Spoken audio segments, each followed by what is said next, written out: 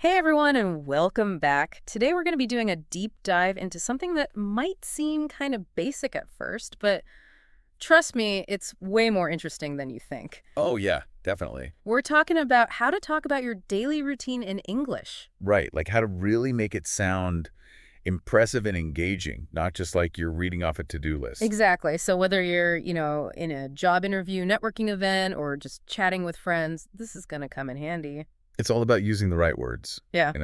to really paint a picture of your day and make people want to hear more. Okay, so let's start with the morning routine because that's like the foundation, right? Absolutely sets the tone for the whole day. So one of the sources we're looking at suggests something like, I typically awaken at the break of dawn around 6 a.m., and the first thing I do is meditate for a few minutes to center myself. Ooh, I like that break of dawn. It's way more evocative than just saying, I wake up at 6. Right. It's like instantly you're intrigued, like, okay, this person is intentional about their day. And the meditation part, too, it kind of hints at a mindful and, calm approach. Yeah, it's not just about what they're doing, but how they're doing it. Totally. Now, me personally, I'm more of a hit the snooze button 5 times kind of person. Yeah. But I can still appreciate, the idea of starting the day on a positive note. Of course, and you can convey that through your language, too, even if your routine is a little more chaotic, shall we say. Uh-huh.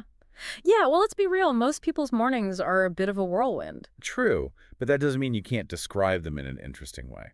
Speaking of interesting, the source also talks about, like, elevating those everyday morning activities. Oh, yeah, like instead of just saying, I shower and get dressed, Yeah. you can make it sound way more appealing. There's a line here that says, subsequently, I take a rejuvenating shower and meticulously plan my tasks for the day. Okay. Rejuvenating shower. Oh. Sold already. Right. It sounds so much more luxurious than just shower. Like you're not just getting clean, you're like pampering yourself. I meticulously plan. It suggests organization and focus. It's like they're in control of their day. Exactly. And, even if I'm not that organized in reality, I can still aspire to be. Uh-huh. Of course. And that's the beauty of language. You can kind of create the persona you want. So I'm curious how we can apply this to, like, work or study routines. Good question, because obviously those are going to look different for everyone. Our source gives examples for different professions, like a software developer who dedicates the first few hours to coding and debugging applications, or an economics student who engages in thought-provoking discussions with peers. Okay, so what I'm noticing here is the use of specific vocabulary. Like words that are relevant to their field. Exactly. It shows you're knowledgeable, you're passionate about what you do. Right. It's like you're speaking the listener's language. Yeah, and it makes your description more credible, too. So if someone asks about your routine, think about those keywords or phrases that are specific to your work or studies and, like, weave them in naturally. It's a subtle way to show off your expertise without being like, hey, look at me. I'm smart. Haha, right? It's all about finding that balance. Exactly. Okay, so we've covered mornings and work now. Let's talk about evenings, because that's when things start to wind down, right? Yeah, definitely the tone shifts a bit here. It becomes more relaxed.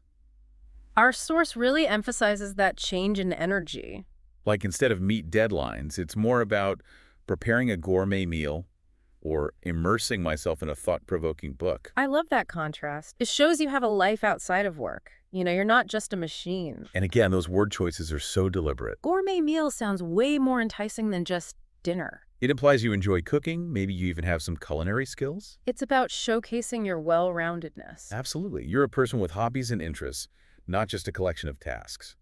Before we move on, I got to point out some of the really cool expressions this source uses to add that extra touch of sophistication. Oh yeah, like what? Things like, my day commences with, or before drawing my day to a close. Ooh, I love those. They sound so elegant, but not too formal. Right. It's like they elevate the language without being stuffy. And there are so many other phrases and synonyms you could play around with, too. Like instead of commences, you could say begins or kicks off. The possibilities are endless. Okay, so I'm ready to see how all of these elements come together in a full routine description. Me too. Let's hear it. What does our source have for us? Well, they've provided a fantastic example that I think will really illustrate everything we've been talking about. It says, my day commences at 6 a.m. with a brief meditation session, followed by a refreshing shower and a wholesome breakfast as a marketing professional. My mornings are dedicated to strategizing and collaborating with my team in the afternoon. I focus on client presentations and refining campaign proposals. Evenings are my time to relax and recharge, Often spend cooking, reading, or engaging in light exercise before drawing my day to a close. I enjoy a moment of reflection and gratitude, ensuring I'm ready for the next day. Wow, that's a mouthful, but it flows so well, right? Right. It's like a well-choreographed dance. It hits all the points we've been talking about, the vivid language, the specific vocabulary, the personal touches. And it doesn't feel overwhelming at all. No, it feels very natural and authentic. Like you can actually imagine someone saying this. Exactly. It's not like a robotic script. It's like a glimpse into someone's life. And I think that's what makes it so engaging. Okay, so let's break this down for our listener. What are the key takeaways they can use to craft their own impressive routine descriptions? Well, first of all, ditch the generic verbs and adverbs like wake up, eat, work. Spice things up a bit. Exactly. Use more descriptive language. Think rejuvenating shower instead of just shower, or engage in thought-provoking discussions rather than talk to people. It's like painting a picture with your words. Exactly. And don't be afraid to showcase your expertise. Sprinkle in those industry-specific terms that show you know your stuff. Right. It's a subtle way to impress people without bragging. And don't forget to inject some personality. Let the listener see who you are outside of work. Yeah, talk about your hobbies, your interests, those little things that make you unique. Remember that example about the calming ritual of journaling? Yeah, it's those details that make your routine come alive. And last but not least, pay attention to your opening and closing. Like the intro and outro. Start with a captivating description that sets the scene, and end with a touch of reflection or intentionality. It's like framing a picture. So it's not just what you say, it's how you frame it. Exactly. It's all about presentation. Okay, I'm feeling inspired. I'm going to revamp my own routine descriptions. Me too. It's fun to play around with language. All right, so our listener is probably eager to put all this into practice. Definitely, they're ready to go out there and wow people with their routine descriptions. So what's one final piece of advice we can leave them with? Practice, practice, practice. The more you use these techniques, the more natural they'll become. It's like anything else, the more you do it, the better you get. And don't be afraid to experiment. Find what works best for you. That's great advice. It's all about finding your own voice and style. Exactly. You know, sometimes when you try to explain something to someone else, you end up understanding it even better yourself. That's so true. It's like the act of articulating our thoughts forces us to clarify them. This has been such an eye-opening deep dive. I feel like we've uncovered so many layers to something as seemingly simple as describing your daily routine. It's amazing how much depth there is to language. It's not just about conveying information. It's about creating an experience, connecting with your audience, expressing your authentic self. Totally. And on that note, I have a challenge for our listener. Think about all the tips and examples we've explored today and ask yourself, what's one aspect of your daily routine that you could describe in a way that would truly captivate someone's attention? It doesn't have to be anything extraordinary. No, it could be something small like making your morning coffee or tackling a challenging project at work. The magic is in how you describe it. Use those vivid descriptions, strong verbs, personal touches. Make the listener feel like they're right there with you experiencing your day. And most importantly, have fun with it. Experiment and play around with different expressions. See what works for you. Exactly. You know, it's funny, like we go through our days, we do the same things over and over, but we don't always stop to appreciate like the little moments, the details, you know? Yeah, it's like we're so focused on getting things done that we forget to actually experience them. Exactly. And when we do take the time to like really observe and describe those moments, it's amazing how much richer they become. Totally. It's like we're rediscovering our own lives through language. And I think that's what we've been trying to get at in this deep dive. It's not just about listing off activities, it's about finding the story in your routine. Right. And everyone's story is different. That's what makes it so interesting. So I want to leave our listener with a thought. Think about your daily routine as like a hidden gem waiting to be polished. What are those unique details, those sensory experiences, those emotional nuances that you can bring to life with your words? Maybe it's the smell of coffee brewing in the morning, or the feeling of the sun on your skin during your evening walk. Or the sound of your favorite music playing while you work. It could even be the silence of your meditation practice. Those are all great examples. It's those little things that make your routine truly yours. And when you share those things with others, you're not just describing your day, you're sharing a piece of yourself. And who knows, maybe you'll inspire someone else to find the extraordinary in their own ordinary routine. That's a beautiful thought. So to wrap up this deep dive, I just want to say thank you to our amazing expert for sharing their insights. It's been my pleasure. And to our listeners, keep practicing, keep experimenting, keep exploring the power of language. And remember, have fun with it. That's the most important part. After all, language is meant to be enjoyed. Absolutely. So until next time, happy learning. Hey everyone! Ready to take your English conversation skills up a notch? Always ready for that. Today we're diving deep into something we all do, talking about our daily routines. You know, it might seem basic, but it's something that comes up all the time. Oh, absolutely. From casual chats to, let's be honest, those sometimes intimidating job interviews. Exactly. Being able to smoothly describe your day can really make a difference. It's more than just small talk though, right? Sharing your routine can open up some pretty cool cultural exchanges too. 100%. What we might see as totally normal here could be really interesting to someone from a different background. That's so true. Like even something as simple as what time you wake up can tell you a lot about a culture, don't you think? Yeah. I've heard that in some Mediterranean countries, they tend to start their day a bit later than, let's say, here in the US, where everything's so fast-paced. Makes sense. Those kind of differences make this topic even more fun to explore. Speaking of which, did you know there's actually a connection between sticking to a regular sleep schedule and how well you learn a language? No way, really. So getting enough sleep could actually help me become more fluent. That's what the research suggests. Yeah, Pretty motivating to keep that bedtime routine in check. totally.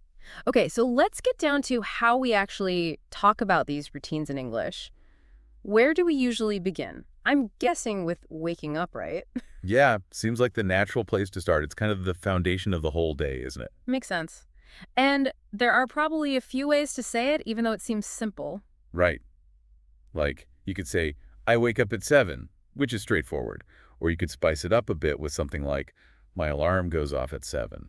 You could even say, I drag myself out of bed at 7, if that's more your style. Ooh, I like those. Little things like that can really add some personality. And let's be real, some mornings that drag myself out of bed is spot on. It's all about finding what feels natural for you. And of course, it depends what kind of day you're talking about. Oh yeah, good point. Like if I had an early flight, I might say I had to get up at 5 a.m., Yeah. you know, to emphasize it was out of the ordinary. Right. Using the past tense like that shows it wasn't your usual routine. So even with waking up, there's room to play with the language a bit. Exactly. All right, so we've got waking up covered. What comes next in our daily routine adventure? I'd say all those things we do in the morning to get our day started. You got it.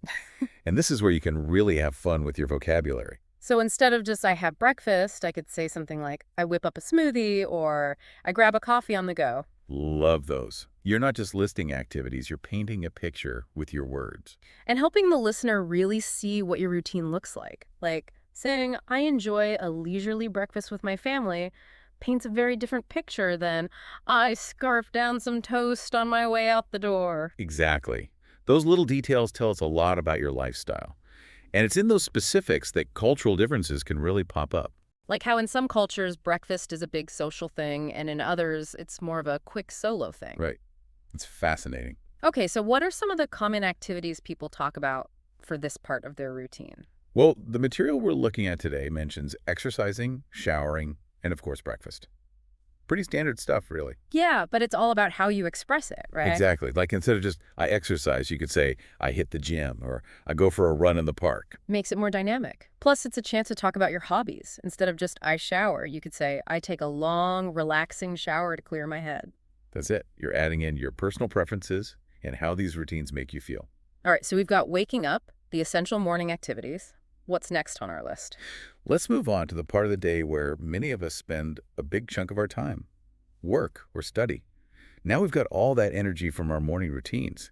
Let's talk about how you can describe those hours spent working or studying. This is where you can really get specific and show off your skills, right? Yeah. Especially in a professional setting or if you're chatting with someone in your field. Absolutely.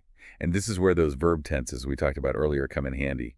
Like, if you want to highlight your current role, you'd use the present simple tense. For example, I work as a software developer. Simple and clear. But if you were talking about, say, a past project, you'd switch to the past tense. I led a team of designers on a big rebranding campaign, something like that. Perfect. You're showing you can use different tenses, which is a sign of, real fluency. And don't forget about those descriptive verbs. Instead of just I work on projects, you could say I brainstorm innovative solutions or I manage complex timelines. Now, those sound impressive, like you're bringing your work to life. That's the idea. And you can adjust your language depending on who you're talking to. If it's someone outside your field, you might want to keep it simple. But with a fellow professional, go ahead and use the jargon. Show off what you know. It's all about adapting, just like we do in our own languages. What about students, though? How would they talk about their routine in a way that focuses on their studies? Well, for students, phrases like, I'm currently studying biology, or I'm preparing for my final exams, are pretty common. But again, you can make it more interesting by adding specifics. Instead of, I attend lectures, try something like, I'm fascinated by Professor Smith's lectures on genetics. I see. Adding that personal touch makes a difference, shows you're really into what you're studying. Yeah, and it opens the door for more conversation. Your listener might be curious about genetics, and boom, you've got a chance to really share your passion. That's cool. Talking about your routine can actually lead to deeper conversations. It's not just listing things off. For sure. And those connections can be even richer when we bring in cultural perspectives. For example, the student-teacher relationship. That can be very formal in some cultures and way more relaxed in others. Oh, that's true. I remember when I was studying abroad, it was so different how casually students interacted with their professors. Kind of a culture shock, to be honest. Those are the kinds of things that make these conversations so great. By sharing what you've noticed, you're not just describing your routine, you're giving a glimpse into your background. Right. And it can spark some really interesting conversations. Once I was telling a friend about how many exams we have here in the US, and they were shocked. Compared to their country, it was a lot. It's those little differences that make you realize how diverse the world is, even in something as everyday as a daily routine. Okay, so we've covered waking up, those key morning activities, and now we've explored work and study. What's next? Well, after a long day at work or hitting the books, most of us crave some downtime. Let's move on to how you talk about your evening routine and those activities you enjoy to unwind and recharge. Ah, the evening. Time to relax and recharge after a good day. This is where we get to the really personal stuff, right? Totally. It's all about those unique things you do, those hobbies, anything to de-stress. You know, for me, nothing beats curling up with a good book and a cup of tea. Perfect way to escape the crazy day. That sounds so cozy. And you used a great idiom there, curling up. Really adds a sense of comfort to your description. I didn't even realize. See, this is what I love about learning a new language. You pick up all these cool expressions. Exactly. The more real English you hear, the more those phrases will come naturally to you. So, besides reading, what else might people talk about when describing their evenings? I think the material we've been looking at mentioned cooking dinner, watching TV, spending time with family or friends, that kind of thing. Yeah, all great examples. And again, it's all about those details. Instead of just, I cook dinner, you could say, I love trying out new recipes. Or maybe, I try to make my grandma's famous pasta dish every Sunday. Now that's making me hungry. It's like you're inviting the listener right into your kitchen. That's the power of language, isn't it? Yeah. It connects us, even if we're miles apart. Speaking of different places, are there any cultural differences we should keep in mind when it comes to, like, bedtime routines? Oh, definitely. Bedtime routines can be totally different depending on where you are in the world. In some cultures, it's normal to have a little snack before bed. In others, that's a big no-no. Interesting. I've also heard that in some Asian countries, people often take a hot bath to relax and get ready for sleep. That's a perfect example. Shows how routines can reflect cultural beliefs and traditions. So even saying what time you go to sleep can lead to a really interesting cultural exchange. Absolutely. It's all about those little details that tell us so much about each other. Well, I think we've covered a lot of ground today. From waking up to winding down, and even some cool cultural insights along the way. I hope everyone listening feels ready to put all this into practice. Don't be afraid to play around with the language, add your own personal touch, and share those unique things about your routine. Exactly. Have fun with it, tell your stories, and connect with others. That's what language is all about. And remember, this journey never really ends. There's always something new to learn and explore. So true. Thanks for joining us on this deep dive, everyone. Keep practicing, keep learning, and keep those conversations flowing.